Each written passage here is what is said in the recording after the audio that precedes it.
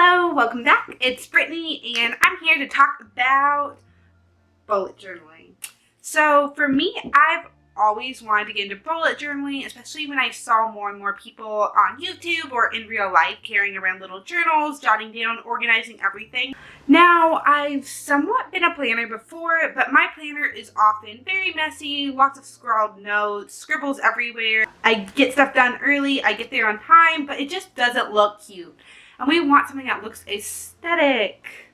So, with that in mind, I decided, okay, I'm going to buy a cute little yellow journal on Amazon. It was about $9, so fairly affordable. It's fake leather because I am vegan. And I was like, I'm going to go into this. I see all these cute videos. It doesn't look too hard. I think I can do it. I like art. I'm not super great at it, but I think this is something I can tackle. Well, when I got into it, it's a lot like that meme where you see expectation versus reality, where my reality of my journal was nothing like what I expected. Cute little thing I could do with the pen. Turns out, nope, I might need some brush pens for that.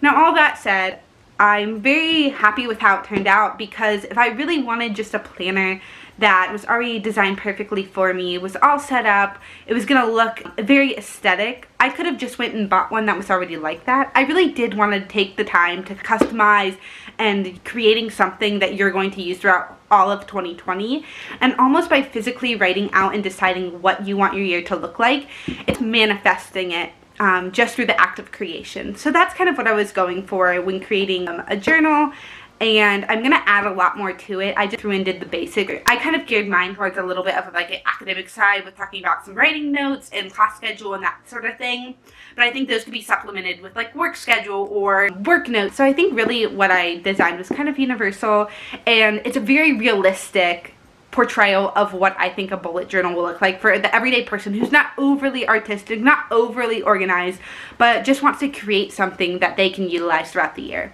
I'm really excited to show you what I created. So let's get to the video.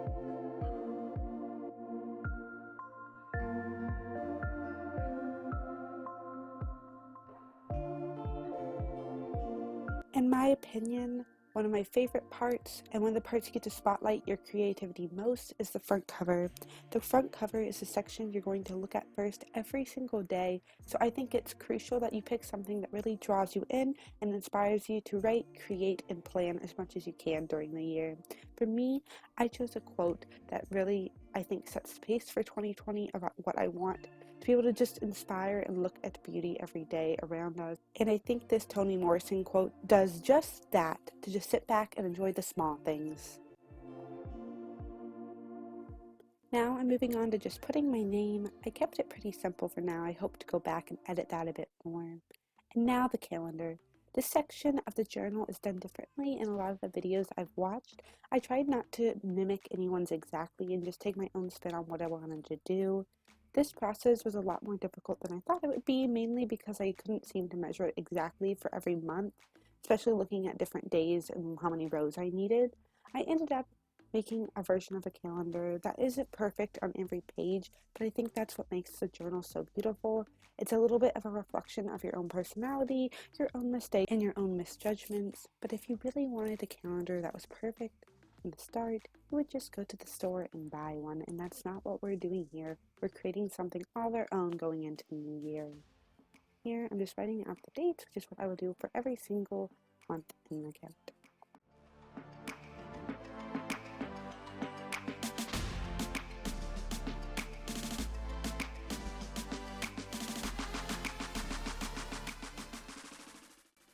Next, we'll be tackling savings goals. I didn't finish it completely on camera, but I just kind of went through and created this little, again, rough bar of what I want to fill out for savings goals. I have to think it over a little bit of what my goals are for 2020, but I want to create a rubric for it just so I could continue to use it.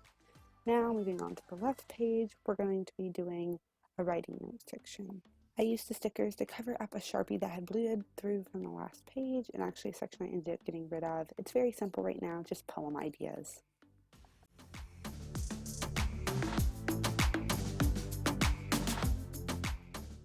Now for travel plans. I am someone who loves to have stuff to look forward to during the year. So I felt like having a travel plan section or a travel location page or whatever you want to call it was crucial. It's just an outline of each month and where I know I'm going to be traveling to for whatever reason that may be. It keeps life interesting. Next will be the versatile class schedule section. For me, as a student currently finishing up grad school, this section is necessary.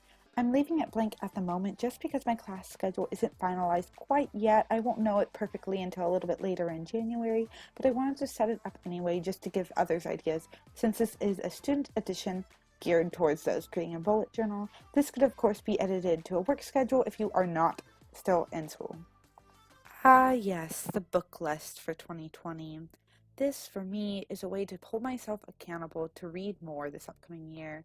I have to read a lot for school, but I also want to include books that I want to read for fun, as being an English/writing major can sometimes be cumbersome where you're only reading what's assigned. For me, I just labeled the first two books that I know I brought with me currently and that I can read on the plane or in an airport.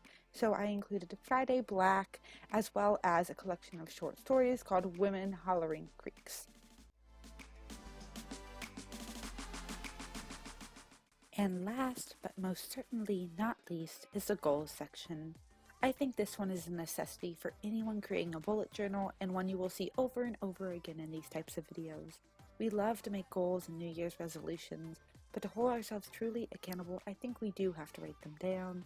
I just wrote a few down on camera that I could think of quickly, but I'm going to be sure to add a lot more after this video and as the year goes on. What's nice about these types of pages is you can continue to grow your list as you accomplish more and think of more things you want to do in 2020. Good luck, everyone.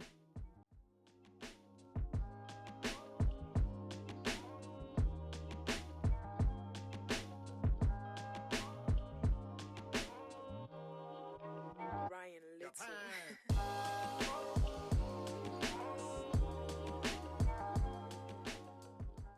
She's a Mona Lisa. Everyone's lining up to see her.